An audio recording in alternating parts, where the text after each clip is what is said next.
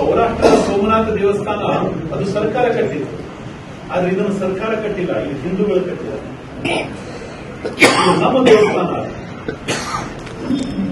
500 ವರ್ಷದ ನಂತರದಲ್ಲಿ ಅಪಮಾನವನ್ನು ಕೊಡಲು ಹಿಂದೂ ಸಮಾಜ ಕಟ್ತಾ ಇದೆ. ಇದು ತುಂಬಾ ಇಂಪಾರ್ಟೆಂಟ್. ಪ್ರಾರಂಭ ಆಗಿದೆ, ಹಿಂದೂ ಸಮಾಜ ಹೇಳಲಿಕ್ಕೆ ಪ್ರಾರಂಭ ಆಗಿದೆ, ಜಾಗೃತ ಆಗಲಿಕ್ಕೆ ಶುರುವಾಗಿದೆ. ಮಲಗಿದ್ರೆ ಕುಂಭಕರ್ಣ ಒಂದು ಹಿಂದೂ ಸಮಾಜದ ಸ್ವಭಾವ. ನಮಗೆ ಹಿಂದೂಗಳು ಅಂತ ಮರ್ತೇ ಹೋಗಿತ್ತು.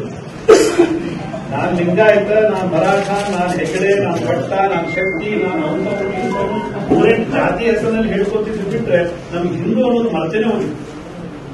ಈಗಲೂ ಕೂಡ ಕೇಳ್ರಿ, ತಕ್ಷಣ ಹೋಗಿ ನೀವು ಕೇಳಿದ್ರೆ ನೆನಪು ಮಾಡ್ಕೊಂಡು ಹೇಳ್ಬೇಕು ನಾನು ಹಿಂದೂ ಅಂತ. ಇಲ್ಲ ಅಂತಂದ್ರೆ ನಿಮ್ ಜಾತಿ ಸುದ್ದಿ ಹೇಳ್ತೀರಿ. ನೀವು ಯಾರು ಅಂತಂದ್ರೆ ನಿಮ್ ಜಾತಿ ಸುದ್ದಿ ಹೇಳ್ತೀರಿ. ಹಿಂದೂ ಅಂತ ನೆನಪು ಮಾಡ್ಕೊಂಡು ಹೇಳ್ಬೇಕು. ಅದು ಸಂಸ್ಕಾರ ಇದ್ರೆ, ಅದಿಲ್ಲ ಅಂತಂದ್ರೆ ಹೇಳಂಗಿಲ್ಲ. ಕೆಲವು ಮಂದಿ ಜಾತಿ ಆಟಿದ್ರು ಅಂತ ಅಪ್ಪ ಅಮ್ಮ ಗೊತ್ತಿಲ್ಲ. ನಮ್ಮನ್ನ ಜಾತಿ ಹೆಸರಿನಲ್ಲಿ ಹೊಡೆದ್ರು, ಭಾಷೆ ಹೆಸರಿನಲ್ಲಿ ಹೊಡೆದ್ರು. ಒಂದಾಗ್ಲಿಕ್ಕೆ ಕೊಟ್ಟೇ ನೋಡ್ರಿ, ಮರಾಠಿ ಕನ್ನಡ ಒಂದಾಗ್ತಾರಂತ ಗೊತ್ತಾದ ತಕ್ಷಣವೇ ಮತ್ತೆ ತಗೊಂಡೇ ಬರ್ತಾರಲ್ಲಿ ಕತ್ತಿ. ಎಷ್ಟು ಮತ್ತಿ ಹೊಡೆಯುವುದು. ಈ ಹೊಡೆದಿಟ್ರೇನೆ ಅವ್ರದ್ದು ರಾಜಕಾರಣ ನಡೆಯೋದು.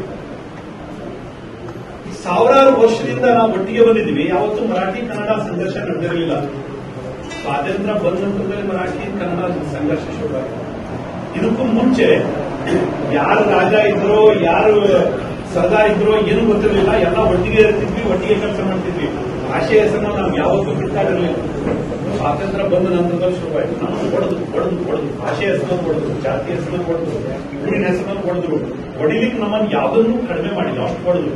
ಆದ್ರೆ ಇದ್ರ ಹೊರತಾಗಿಯೂ ಒಟ್ಟಾಗಿ ಒಂದಾಗಿ ನಾವು ಹಿಂದೂ ಸಮಾಜದ ಹೆಸರಲ್ಲಿ ಎದ್ದು ನಿಂತ್ಕೊಂಡು ಮೊದಲನೇ ಬಾರಿ ಹುಂಕಾರ ಹಾಕಿದ್ವಿ.